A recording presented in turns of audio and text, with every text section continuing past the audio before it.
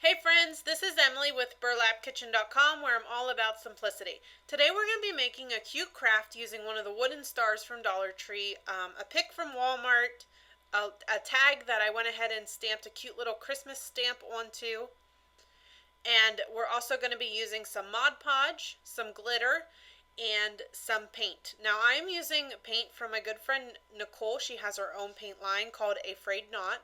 So definitely head over to her Facebook page and check that out.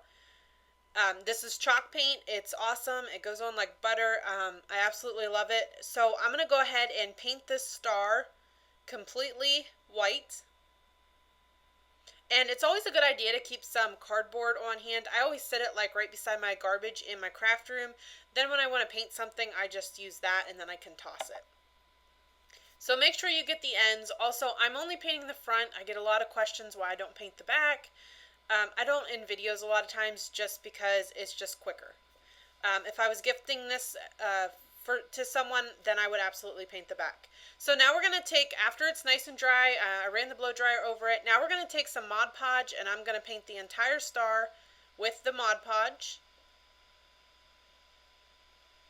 And then I'm just going to sprinkle on some glitter. Now you can skip this step if you want. You don't need the glitter.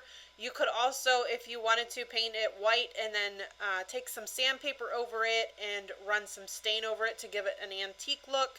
For this project, I really like the glitter, so that's what I decided to go with. I missed a little spot there, so I'm just going to dab on some Mod Podge and sprinkle some more glitter.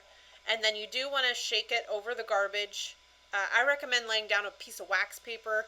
I actually forgot to grab it before I started the video, so I just shook mine over the garbage. I'm on my craft table anyways, so it's okay if I got glitter on it. So now I'm going to take my Mod Podge and I'm just going to pour it right over the star just to seal the glitter. This will just keep the glitter from coming off all over your hands and all over wherever you stick it. Everyone knows glitter can be a mess. It's so pretty, but it's so messy. So now I'm going to take some ribbon. I'm going to take my pick. I stuck that little red berry pick in it because I felt like the star needed a little pop of color. So I found that in my little flower stash, so I grabbed it and added it and thought it was the perfect complement to the star. So I'm just going to stick that right down in my pick. And you do have to trim these picks down a little bit so the stem's not sticking out. Wire cutters are perfect for that. So I just trimmed that down. Now I'm going to trim down my candy cane. I made the candy cane just by wrapping a white and red pipe cleaner, just by twisting them together and then shaping it into a candy cane. That's actually a fun craft to do with the kiddos too. So that's something super quick you could do with them for Christmas this year. So I'm going to put a little bit of glue on this candy cane and I'm just going to stick it right down in this pick. And now I'm going to take some ribbon and I am just going to tie a cute little bow around the base of my pick. Now make sure when you do this and you put your pick on, make sure you have the hole up top. That way if you want to hang it, it's at the top.